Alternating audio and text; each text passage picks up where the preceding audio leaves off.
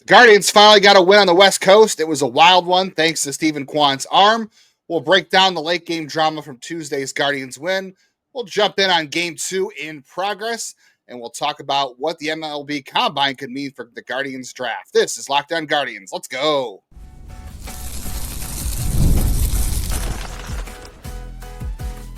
You are Locked On Guardians, your daily podcast on the Cleveland Guardians. Part of the Locked On Podcast Network, your team every day. Welcome on into it's not a Wednesday, but it's a wild West Coast Thursday here on Locked On Guardians. The Guardians finally got a win on the West Coast. We'll check in on Game 2 throughout the podcast here, as we won't have the final score for this one. But we'll talk about Game 1 and Steven Kwan. We'll get into the MLB Combine. Before we get there, my name is Justin Lada, and I have been writing about Cleveland Guardians prospects, providing analysis, scouting reports since 2007.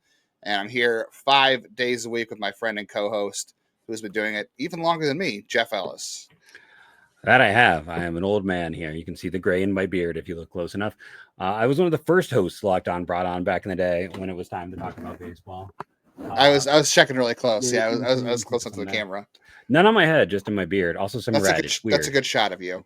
I know. I'm sure if right you up my really nose. Everyone's gonna love that. Yeah, one of the first hosts I brought on to talk about baseball. Before that, I was a longtime draft and prospect analyst at Scout, and 24/7 is going through some stuff today. I don't know if you saw Right State on my hat. Boston Smith, who I've talked about before. Sean Murphy, but their latest catcher, Boston Smith, I believe, was the All-American at catcher this year. He is no Sean Murphy, don't get me wrong, but he's been a fun bat the last 2 years. I'm curious to see where Boston Smith ends up. I want to thank all of our everydayers out there for joining us today and every day, as well as thanking you for making this your first listen. And I'm going to repeat those words: today and every day, wherever it is you get podcasts. I know we're going to talk some draft league stuff. I don't know. Did you also get a chance to look at some of the defensive data I sent you on why I could be wrong on a certain catcher?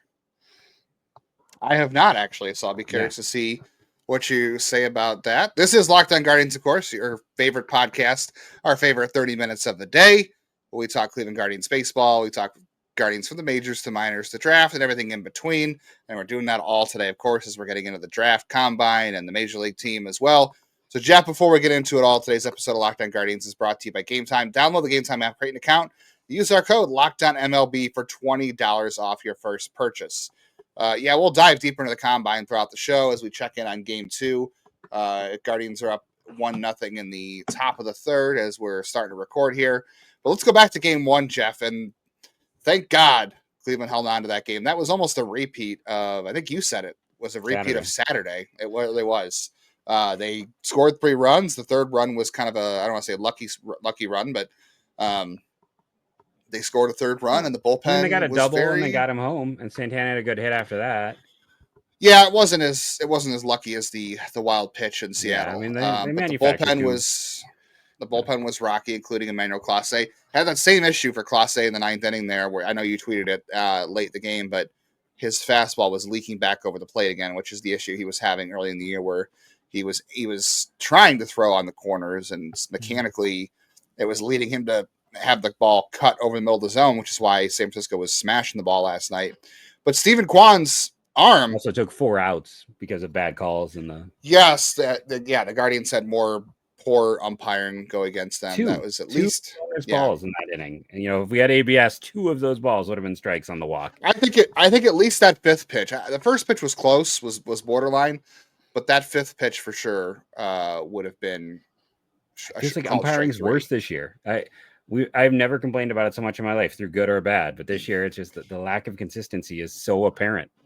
It's bad. You know what's weird about that is if you go back to spring training and look at all the reports from how the ABS challenge system went, the umpires got it right most of the time. There were not a whole lot of overturned calls in spring training on the ABS testing system. Not now, to be fair, that was the first time most of these guys were using it, because it's only been used in AAA so far. So some of these major leaguers who are trying it for the first time, maybe we're still learning how to best utilize it. I don't know, but most of the calls were still in favor of what the umpire called originally. So that's interesting that it feels a lot worse this year. To me, it feels like the impactful ones. It feels like you look at these umpire scorecards, and I don't know the science behind the scorecards. I don't know if they're drawing them from Savant data or what, but it feels like the scorecards for the home plate umpire strike zone, it feels like the grades are coming out in the high 90s and they look really good.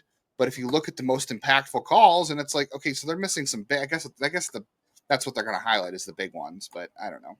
It feels like they are missing some very critical ones. But I guess those are the borderline ones. I don't know.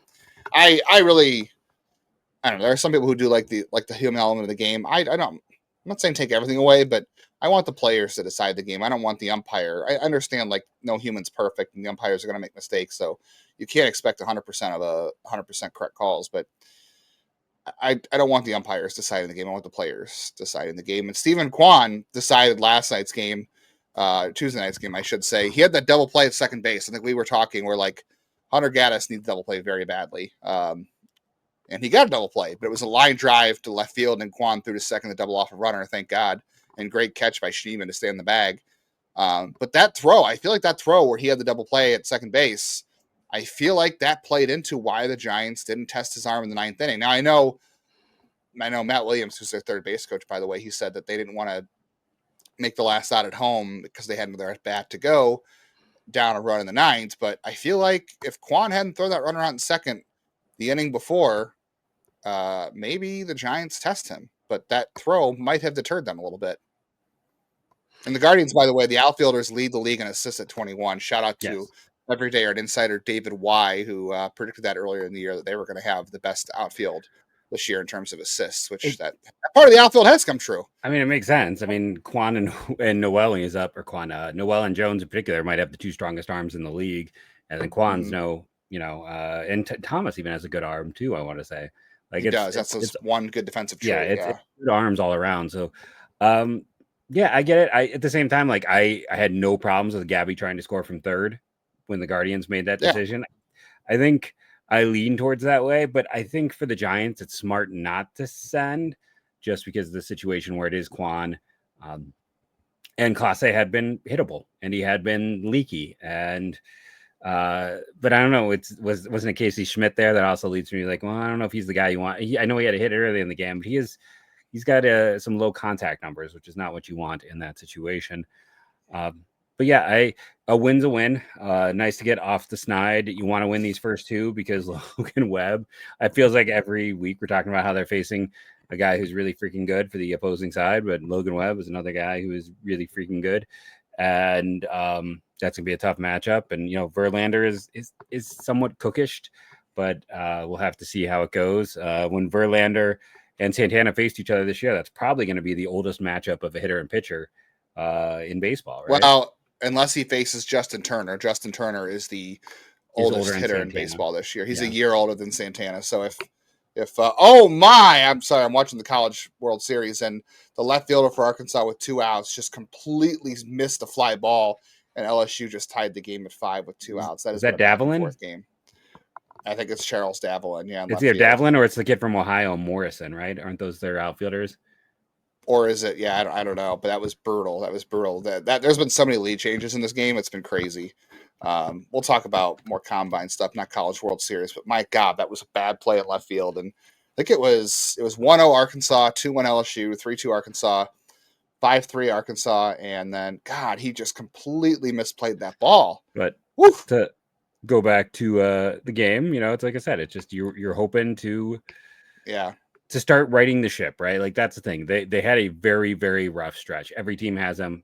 Sometimes I think we forget.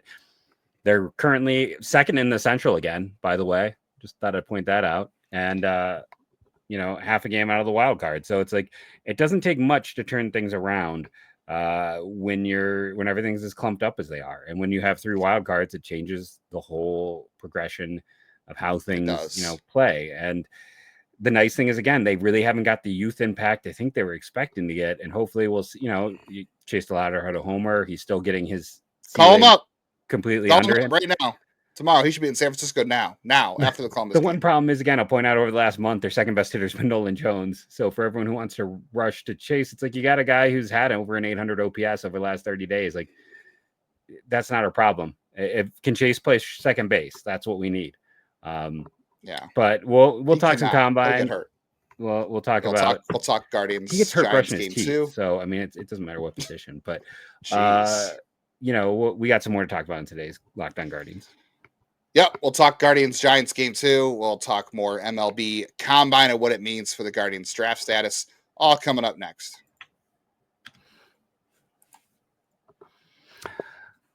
Trade coffee. What did I say yesterday? It's the best coffee around. I've got it right here. Here's your trade coffee. Here's mine. Space Cadet. Again, I didn't read it last time. I'm just going to tell you what a Space Cadet is. It's clementine nougat and burnt sugar. It is fantastic. I love trade coffee. I was so excited to get this in the mail. Open up. Breathe it in. It is a great coffee. And you can go and take the quiz on their website. That quiz will then help you figure out what's the best one for you. I took the quiz after I got the coffee. I went for Space Cadet. Why to go for it? It's the number one seller. I figure I'm going to trust the masses in this case, go for the number one seller. And I love it. There's so many different brands, so many things to do, there's a coffee you will love there. It's a guarantee virtually that you will find the coffee you love. So head over right now, and Trade is exclusively offering our customers 50% off a 1-month trial at drinktrade.com/LockedOnMLB. That's TRAD.com/LockedOnMLB for 50% off your 1-month trial. drinktrade.com/LockedOnMLB.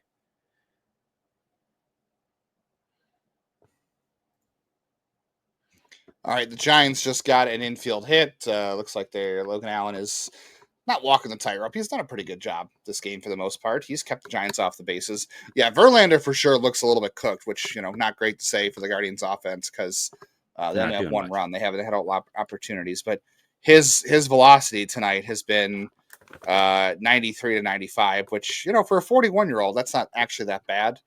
But man, he just doesn't look like he has the big stuff that he used to, but that hasn't stopped the Guardians from struggling. Of course, before we started the show, I was like, Kyle Manzard in the 2-hole again. Great. So we're going back to this shot because he has not been hitting.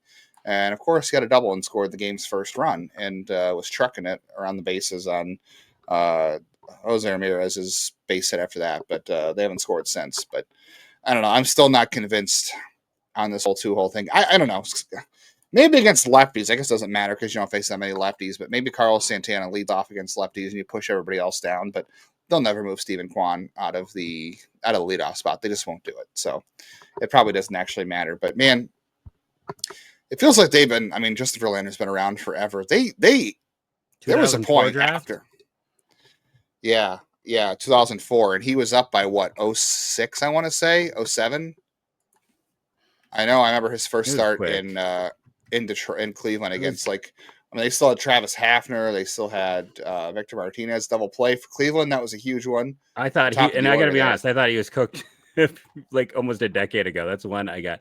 He was wrong. Cooked. He left. Well, he left Detroit. He got traded to Houston, and guess what he discovered in Houston? He discovered spider attack. Well, even before that, he had a rough 14 and 15, and then he rebounded and was a runner-up for the Cy Young in 16 with the Tigers. It's just he, changed his game, and they now monitor. It's also funny that he was Old Dominion University, and what's even funnier is he was second overall. Padres didn't take him first. They took Matt Bush, who had a lot of issues. Ooh. Yeah, but yeah, so, it's I remember that one. After him, Philip Humber, Jeff Neiman, that's Mark perfect Rogers. Game, Philip Humber to you, by the way. Perfect game for Philip Humber. Oh, I forgot. Guardians. Yeah, Rich the two. Guardians pick 6 and had Jeremy Sowers. They got Verlander. We got Sowers. That's even, right? That's even. Homer Bailey 7. What are we doing here, Jeff? Wade Thompson 8. Chris Nelson 9. Thomas Diamond 10. The reason I bring all this up is because only Justin Verlander was good from that group. People think Homer Bailey was good. He pitched a lot of games. He only had 6 WAR for his career. Homer Bailey also threw a no-hitter. He did. It's number 2 guy in that class was Jared Weaver, who was supposed to be the top guy, but had a big money demand that year. Which is crazy because Jared Weaver has been out of baseball for 5 years now, maybe even longer. Even longer than that. Gio Gonzalez is 3rd, Neil Walker 4, Stephen Drew 5, Hudson Street 6, Billy Butler 7, and Phil Hughes had the only double-digit WAR. That's how long ago it is. Decent career. Wow. Look at those names there. Those are your top first-round guys. Yeah. I know he was a Tiger, so I'm not supposed to like him, but I appreciate longevity. I appreciate anyone who can play this long. I have much appreciation for Justin Verlander.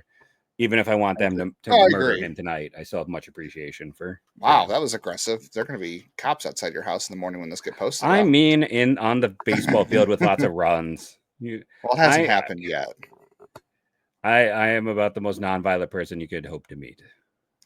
Yeah. Steven, I mean, thank God last night Steven Kwan's defense showed up because he's still not hitting like that. He's, he had 2 walks. That's the thing. Like, he had 2 walks. He still produced quite a bit of value that way. He did, yeah, I guess. Did he score a run in that game? I don't know. No, he didn't. No, because they were at one point the top of the lineup was 0 for 10 with 2 walks. Jose and Lane did absolutely nothing for most of that game. It was a rough go. Jose's heater is over. He started to cool off a little bit here, come back to earth. He was 0 for 8, yeah. Yeah, he's got some of that going on. He'll be fine. But that's kind of the problem we've talked about. Is who is going to step up for them in these situations and in these moments. And right now they're still kind of searching. 3 runs, not ideal. It was enough. The bullpen until Clase did a really good job. And I got to say again, one of the most underrated, like for all the complaints about Junis and Seawald, and Matt Festa, I know it wasn't a signing, it was a trade where they gave up nothing. But a waiver, it was a cash trade. Like, talk about an under the radar move for this team. Matt Festa has been a bullpen savior, as has Nick Enright. Like that's an important thing is having that depth. Yeah, until recently.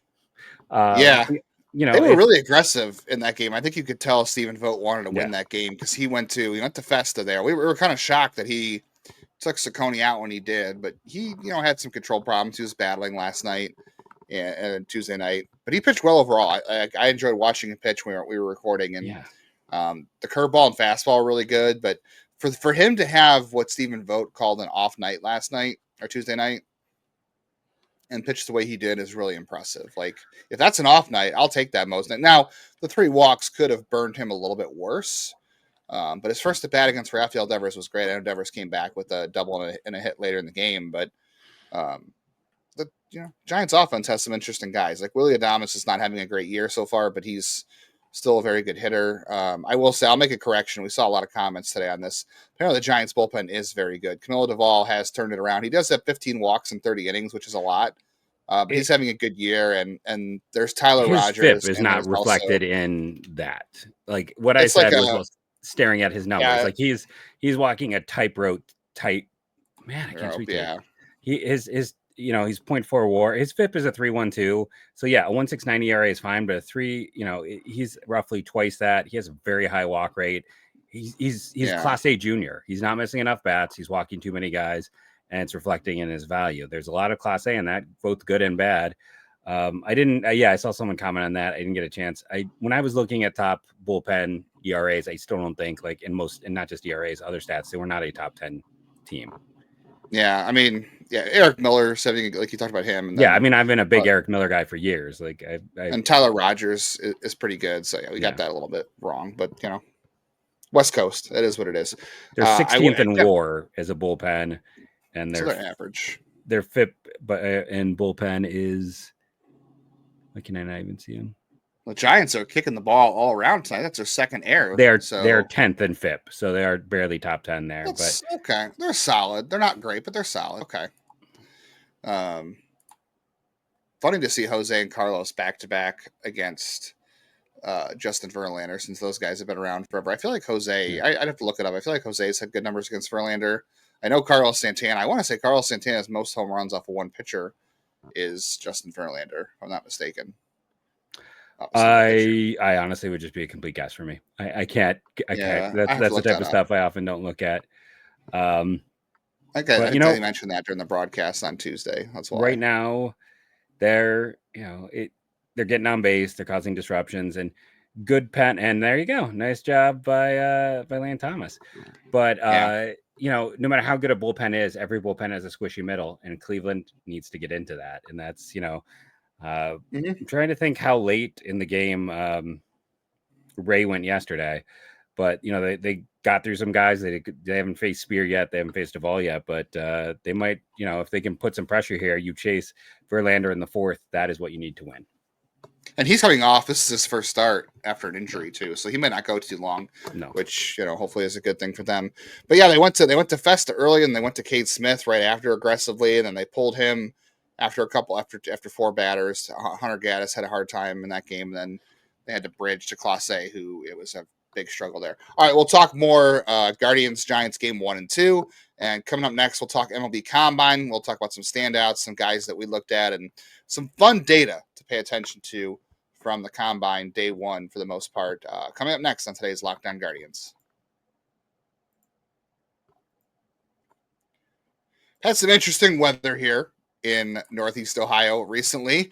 So maybe you want to go last minute to a ball game. Maybe you want to wait to see what the weather is going to do.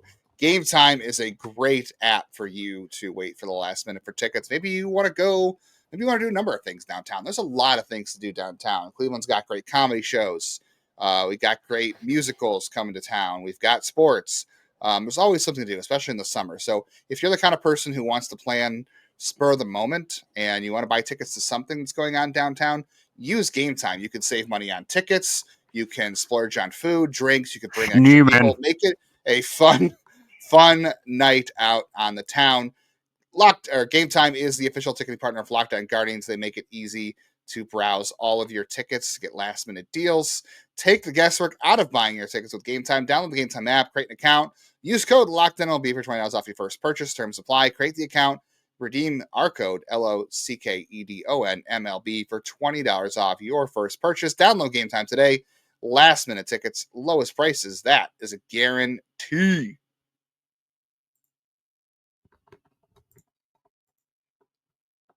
And as Jeff mentioned, Daniel Sheeman took Justin Verlander deep, so it's 4-0. 4 is that magic number for the Guardians, as we know. The 4 runs is kind of the magic. Oh, that was a middle center cut fastball. And you know what? I think Verlander knew it. He's gray all over, looking like Jamie Moyer out there. He knew it as soon as he threw that pitch that it was not going to be good for him. So good for Sheeman. They needed that big time. They haven't had a whole lot of 3-run homers recently.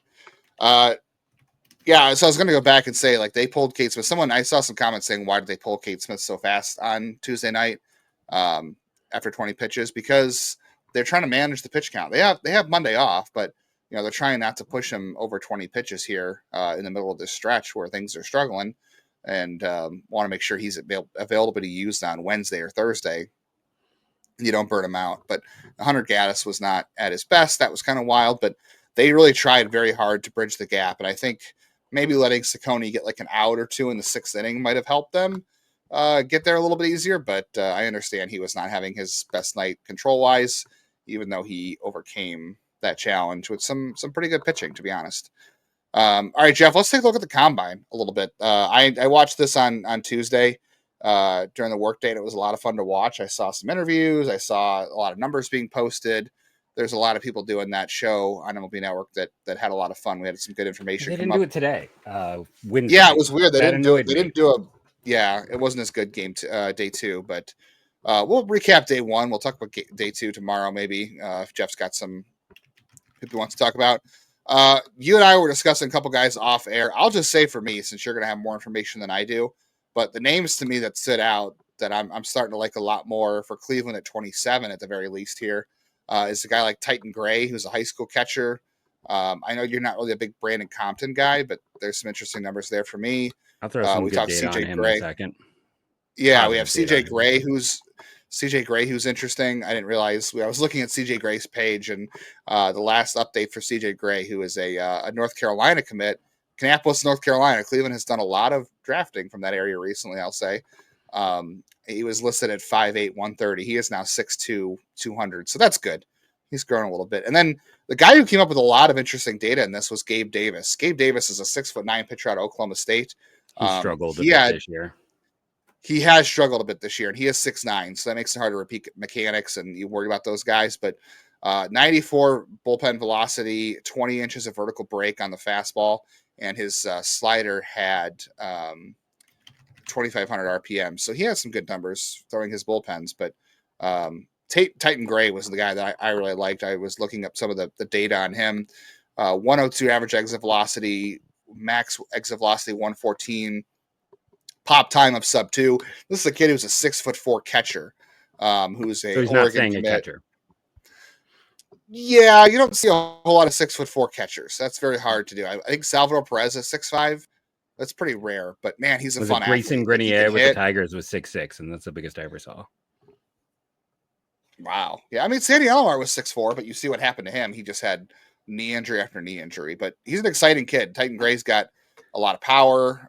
He does have a great arm. People think he has the athleticism to move to the outfield if he. I think he has a chance to catch. Honestly, if I'm being fair to him, it's just his size makes it unlikely. Yeah, but those are some of the guys I was looking at. We could talk about Compton a little bit. I know it's not a guy I want to draft in the first round, but he's interesting. Yeah, here's my problem. Well, so here's the thing. Compton had 3 116 plus EVs. Guy hits the heck out of the ball. And he was good in the Cape. He was very good in the Cape, and he had a bad junior year. That is catnip for Cleveland. But the other side of it is, honestly, I would never draft a guy like Compton, because anyone over 20% K rate. I mean, my data, and this is just like off the cuff, this is not research. This is just me having done this for 16 years and tracking players. It's like that's about a 90% fail rate for guys with, a 20% K rate or worse. And if it's 25%, I mean, that's like, you might as well give up. Like, that's swing decisions don't change. That doesn't get any easier. Yeah, it's honeycut. Really interesting. I mean, like, if you can get him in the 5th round, like, that's when I'm willing to take that gamble beyond just pure power. But like, I don't think you can get him there. The guy to look on that velocity list, I think, is Josiah Hartshorn. And the reason I would say that is, one, he's an Orange Lutheran kid. This team loves California hitters. He's a switch hitter. He's a first baseman. He had the 4th best average exit velocity at 109.3. This is using wooden bats. You go and you look at his. That's important to note. Yeah, you go look at his Savant page. I mean, I don't quite understand, or Savant, his perfect game page, and it's like, I don't quite understand all of the player potential hitting scores, but his hitter potential score at a 95 speaks volumes. He just does. He's got kind of the full bag. Like, he even runs well for a guy who's big. He runs a 6'5" for a kid who's a big first baseman. I want to say he's only 6'2". So he's and Cleveland does have a history with. Don't get mad at me, because these are not the most productive players, but it's like with Joe Naranjo, with Ulysses Cantu, and Naranjo was another California kid. So Hartshorn is, I think he could play some outfield potentially too, because he is a good athlete.